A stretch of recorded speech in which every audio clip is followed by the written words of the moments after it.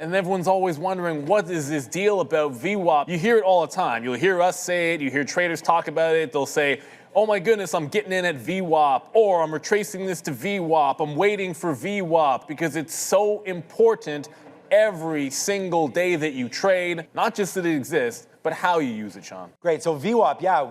Basically, the only line you need on your charts, I mean, it's a very key one. It is your volume weighted average price. And what it does is it takes in consideration the price of the stock given the volume that was traded there and then paints a big line. So you do see here off open, you get a little bit of a extension through because you do have the biggest volume there. So creates a little bit of a VWAP push. But here's the open on the TQQQ. So this is a futures derived product. It's triple levered against the NASDAQ. And what we're looking for right here is movement, right? So right away, and you can see we don't even get into this trade until 10 o'clock. VWAP is your blue line, if you are wondering. So how do we use this? All right, pretty simple.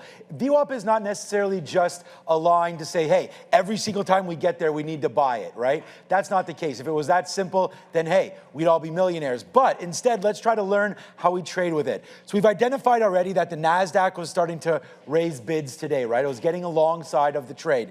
What we were waiting for was a pullback into VWAP to see if it was supported by that level. Well, look what we have here. This is multiple retests of VWAP until we eventually got it to come right back into us. And sure, we waited 3 or 4 or 5 minutes to let this thing develop and give us the trade. Once it fell back into VWAP, that's where we said, let's go. I'll use volume weighted average price as a support in this example. So the market comes back in, we let it mature up, fade out a little bit, wait for it to develop and show that it's a sign of support. And then you can see we take the trade and it just gets lifted all the way up to where we're still going right now on this trade. But the market doesn't want to go down here, so we support it with volume weighted average price. It's the blue line, and this is a perfect example where you don't need to jump in right away. It might not be the greatest indicator at open because of the situation with the volume. But once that settles down, let's see, it holds VWAP here,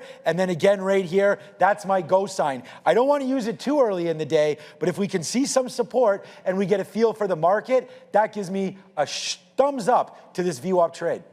Exactly, and remember, it's not necessarily magic VWAP. You've got to use it like any other indicator in conjunction with other strategies, making sure that it works for you. Institutions are going to be pegged off of that level in terms of performance when buying or selling a stock. So it's not just about support and resistance. Oftentimes, you can get some hints when it loses or pivots away from the volume weighted average price. Sometimes it's a flip in sentiment. Sometimes it's going to hold and give you that trend all day long. But you also have to be wary of when a stock loses VWAP and the sellers are going to be underneath.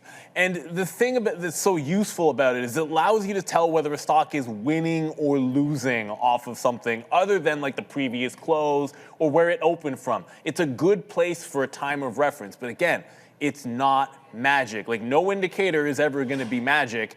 And it's how you utilize it. A perfect example there with the futures and maybe not taking it right away at the open. So exactly, Neil. Here's an example with Amazon. Let's go right to an equity. Now, look what Amazon did. So we had known that we wanted this name long, right? There was news based about Amazon, and you could see here right off the open. And again, there's the opening volume print, so you see VWAP getting a little confused. But once it gets going to the upside, it's an explosion. Well, okay, we missed the trade, right? How am I ever going to get long on Amazon? How can I get long on a strong stock? Well, let's find VWAP. So here's VWAP. It's our blue line. And what do? We see the exact same convergence again. Look what happens here right around the volume weighted average price, right? We have bounce, bounce, bounce, wick to the low side, that's fine. But this is your go spot right here for Amazon because once you've given some of these underneath wick lows, that can now be your stop. Wait for it to come back in. Like, don't buy Amazon. You don't need to buy it up here. You don't need that FOMO of this accelerated stock. What you're looking for is a pullback into a level of support. And VWAP, which is volume weighted average price, lets us know that today, Amazon up 3% at this point, gives us an opportunity to say, hey, it's a long on the day, but where can we find buyers? Remember, buyers are not going to want the stock to go trade underneath volume weighted average price. The bears want it underneath, the bulls want it over. This is up 3% here today. Wait for Amazon to come in. If you did, it's 245.50. Look, we're trading at 247 right now. This is how you use VWAP. It's a great tool to trade. One line on a chart, why not just go with volume weighted average price? Exactly, because just because the stock is up does not mean it is strong. Being above VWAP is another indicator that gives you that opportunity. It's useful because you get to frame any stock as a fight between winners and losers, above or below. It's a great indicator. We love it.